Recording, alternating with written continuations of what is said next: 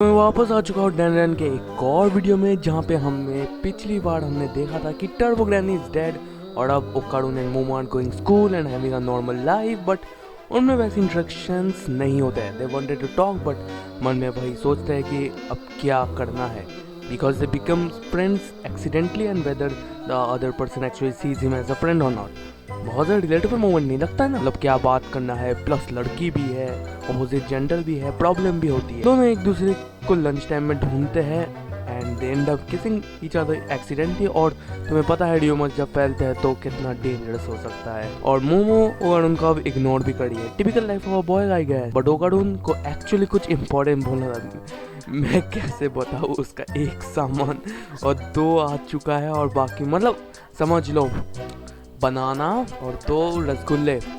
बनाना तो आ चुका है बट रसगुल्ले नहीं आए।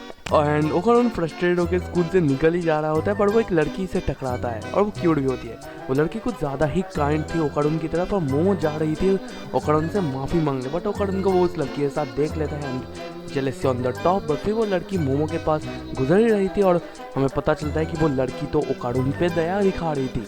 वो बोलती है कि ओकारुन जैसे लोगों की तो मेरे सामने औकात ही नहीं है, तो मैं थोड़ी काइंडनेस दिखा दूँगी तो उनका भी दिन बन जाएगा। बट फिर मोमो एक टब फेंक के, टब ही होता है कैसे या वॉश बेसिन कुछ तो था, तो उसे उस लड़की के सिर पे मार देती है। नाइस।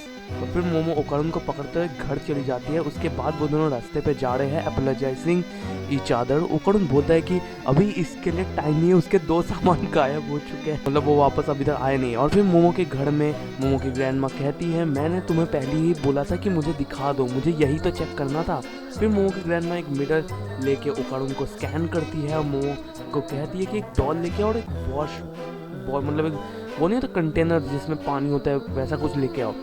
ओके, तो मोमो वो डॉल ले आती है एंड शायद कुछ रिचुअल अब शुरू होता है, जहाँ पे फिर मोमो की ग्रैंड माँ ओकारुन को एक फैन से मारती है और बुरा भला बोलती है। आई थिंक वो स्पिरिट को बोल रही है।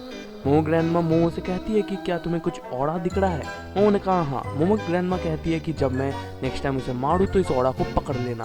वही किया जाता है और वो इविल स्पिरिट को मोमो पकड़ लेती है, बट वो इविल स्पिरिट एकदम से गायब हो जाता है। और फिर हम देखते हैं जो डॉल हम लोग मतलब मोमो लाई थी वो मूव करना शुरू हो जाती है, मतलब उसके अंदर स्पिरिट आ चुका है। सब लोग उसे पकड़ने की कोशिश करते हैं, मोमो इवेंचुअली उससे अपनी साइकिक पावर से पकड़ लेती है और फिर रिवील होता है दैट स्पिरिट वो टर्बो ग्रैनी निकलती है। टर्बो ग्रैनी बोलती है कि जब वो तलिस्मान से हिट हुई थी तभी वो अपनी स्पिरिट फॉर्म में जाके और उनके बॉडी के अंदर चली गई थी एंड वो वेट करती जब उसकी फुल पावर रीगेन हो जाएगी।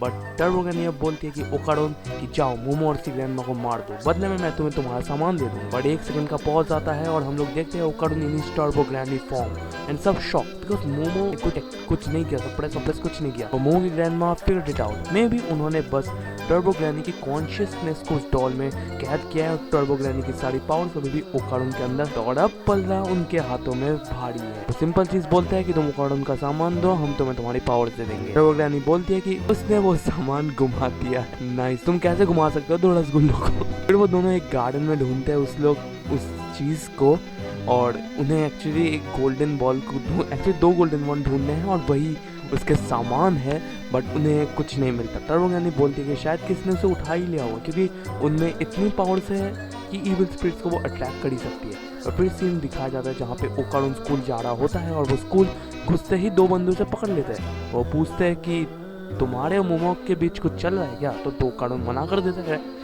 और वो लोग बोलते हैं कि तो फिर हमें इंट्रोड्यूस करा दो, और मोमो बहुत क्यूट भी तो है। और फिर वो बंदे जो बोलते हैं, मेरा दिमाग पड़ जाता है और अगर मैं उस जगह होता तो मार ही देता, क्योंकि बोलते हैं कि कोई र्यूमर है कि वो किसी के साथ भी कर लेती है। वो उसे डैश बुला रही है, मैं लिख दूंगा, वो रेफर कर रही है एक्चुअली। बट ये बात सुन के ओकारुन को गुस्सा आ जाता है and he transform into turbo granny form और फिर उन्हें धमकाने लग जाता है। पर फिर उसके दोस्त बोलते हैं, मतलब मोमो के दोस्त, कि ओकारुन उन बदमाश लोग के अगेंस्ट स्टैंड लिया था। पर फिर हमें पता चलता है कि वो लड़की ओकारुन पे दया दिखा रही थी, जो वो वाली लड़की उसका नाम आइडा है बाय द वे। उसी ने ये सब र्यूमर्स फैलाई है कि मोमो इज डैश, मैं और नहीं लिख रहा उसको, बिकॉज वो बिलीव करती है that momo is a demon. और जब पिछली बार ओकारुन के साथ वो जा रही थी, जब मोमो ने वॉश बेसिन फेंक के मारा था, तब उसने कुछ कुछ कुछ चीज़ें देखी थी, कुछ ऑरा टाइप देखा था, और वो बिलीव करती है that she is been chosen, that Aida is chosen to defeat the Momo the devil और डीमन व्हाटएवर। और हमें दिखता है कि उसके हाथ में ओकारुन का एक सामान होता है in form of golden ball. Crazy. और फिर एक रूफटॉप में मोमो, ओकारुन और टर्बो ग्रैनी बैठे हैं। टर्बो ग्रैनी बोलते हैं कि उसने देखा है उस बंदी को, उस लड़की को जिसके पास गोल्डन बॉल है, पर उसको उसका नाम नहीं पता। और फिर वो मतलब ओकारुन और मोमो स्कूल के छुट्टी होने के बाद रुके ही थे देखने के लिए, मतलब सारे स्टूडेंट जाएंगे तो अपनी टर्बो ग्रैनी नोटिस कर लेगी। और फिर आइडा आती है पीछे से, मोमो को बोलती है कि थोड़ा अकेले में बात करना है, और मोमो जाती है टर्बो ग्रैनी। ओकारुन को तभी बोलते हैं कि यही वो लड़की है जिसके पास तुम्हारा सामान है। फिर वो लोग काइंड ऑफ वेयर हाउस जैसी जगह पे आती है। आइडा के दोस्त मोमो को पकड़ लेते हैं और आइडा एक क्रॉस सिंबल, तुम्हें पता है भूतों को, इविल स्पिरिट को मतलब गायब करने के लिए, you know how it goes. But Okarun चिल्लाते हुए बोलता है कि आइडा प्रॉब्लम ही नहीं है। और फिर हमें एक स्पिरिट दिखाई देती है, इविल स्पिरिट, और फिर हम लोग देखते हैं कि वो इविल स्पिरिट आइडा को पकड़ लेती है और Okarun transform into his turbo granny form, और वो कुछ करने ही वाला था, but evil spirit dodges it, और फिर वो इविल स्पिरिट ओकारुन को ही निगल जाती है। नाइस। और मोमो भी कुछ कर नहीं पा रही है क्योंकि उसके हाथ बंधे हुए हैं जो आइडा के दोस्तों ने किया है। नाइस। और फिर वो इविल स्पिरिट रोने लग जाती है, वो बोलती है कि कॉल मी मॉमी, ये वो आइडा को बोल रही है। आइडा और मोमो दोनों ही कुछ भी नहीं समझ पा रहे हैं, और टर्बो ग्रैनी फिर आके बोलती है कि इस इविल स्पिरिट का नाम है एक्रोबैटिक सिल्की। और यहाँ पे आइडा जो सोचती है कि she is the chosen one and all, she is trying to stop acrobatic lady, but acrobatic lady उससे भी निकल जाती है। और एक्रोबैटिक लेडी मोमो को जिम्मेदार ठहराती है कि उसी की वजह से उसकी बेटी बहुत ज़्यादा बिगड़ चुकी है। और फिर एक्रोबैटिक लेडी मोमो को अपने बालों से पकड़ती है और एक्रोबैटिक बोलती है कि अगर मुझसे माफ़ी मांग लो, अगर तुम माफ़ी मांगो तो मैं तुम्हें माफ़ कर दूँगी। बट उल्टा अपनी मोमो तो उसे गाली गलौज कर देती है और एक्रोबैटिक लेडी उससे भी निकल जाती है। पर फिर एक्रोबैटिक लेडी जलने लग जाती है। एक्चुअली जो क्रॉस का इस्तेमाल किया गया है वो आइडा यूज़ कर रही थी, वो कोई रियल क्रॉस नहीं था, वो एक लाइटर था, और उन्हीं में से किसी ने अंदर से लाइटर को जला दिया होगा। वो तीनों निकल जाते हैं एक्रोबैटिक लेडी के बॉडी से।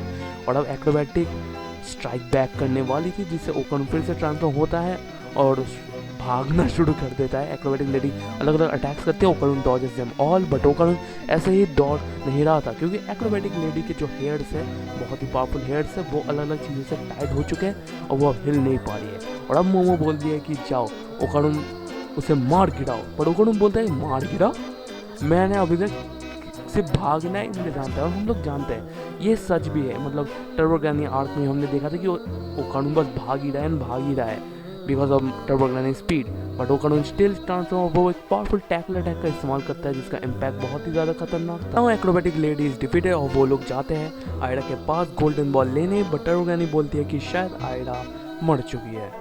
मोमो और ओकारुन चेक भी करते हैं और उसका हार्ट बीट से रुक चुका है। टर्बो ग्रैनी फर्दर एक्सप्लेन की कोई भी नॉर्मल ह्यूमन बीइंग के लिए मतलब बहुत इम्पॉसिबल है किसी इविल स्पिरिट के अंदर जिंदा रहना।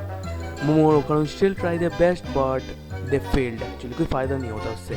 But acrobatic lady still alive है, वो बोलती है कि मेरी ऑरा का इस्तेमाल करो, आइडा में ट्रांसफ़र कर दो एक तरह से, तो फिर वो बच जाएगी। जिसे टर्बो ग्रैनी बोलती है कि that it's possible, after all Aida भी एक मतलब जो ऑरा है वो अगर आइडा के अंदर चली जाएगी तो वो एक लाइफ सोर्स ट्रांसफ़र जैसा ही होगा। और एक्रोबैटिक लेडी बोलती है कि अगर तुम्हें लगता है कि मैं कुछ और प्लान कर रही हूँ तो मुझे मार देना, वैसे ही मैं बहुत ज़्यादा वीक हूँ। और फिर भी ओकारुन ट्रांसफॉर्म वो रेडी है, एक्रोबैटिक अगर कुछ भी उल्टा पुल्टा काम करेगी तो इमीडिएट अटैक है। But then Momo transfers aura from acrobatic lady to Aida, और हमें दिखाया जाता है एक्रोबैटिक लेडी की बैक स्टोरी।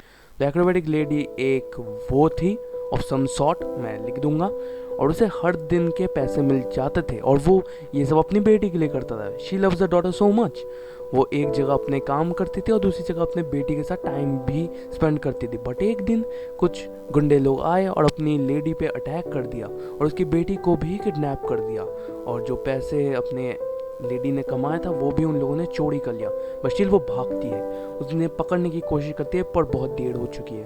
वो अपनी बेटी के बारे में सोचते हुए एक बिल्डिंग के ऊपर नाच के अपनी जान ले लेती है। नेक्स्ट सीन में हम देखते हैं कि उस लेडी एंड शायद वो अब स्प्रेड बन चुके हैं, वो अब नॉर्मल लोगों के अराउंड घूमती है एंड शी फील्स कि कुछ तो मिसिंग है उसके लाइफ से। तभी पीछे से आती है छोटी बच्ची और उसे बोलती है मॉमी। और वो और कोई नहीं, हमारी आयडा है जो अभी बहुत ज़्यादा छोटी है। एक्चुअली आयडा की मदर जो है जो वो बहुत ही पहले गुजर चुकी थी, एंड मे बी वो आयडा ही हो, I don't know, you never know actually, but I think ऐसा कुछ सीन नहीं है। और उसके बाद से एक्रोबेटिक लेडी को एक सेंस ऑफ होप मिली और पता चला कि उसके लाइफ में मिसिंग क्या है, और तभी से उसने सोच लिया कि वो आयडा को प्रोटेक्ट करेगी कोई भी अगर डेंजर हो तो। और मोमो ये सब देख के रोने लग जाती है। Okarun was ready to attack acrobatic lady, but Momo उसे रोक देती है। And Aira is alive and slowly acrobatic lady is falling into ashes. And after telling her feeling for Ida, she dies. But last में Ida hugs acrobatic lady and for the last time she says to her mommy. और यहाँ पे chapter ख़त्म हो जाता है and the acrobatic still की arc also ends here. तो मिलते हैं अगली वीडियो में, तब तक के लिए गुड बाय।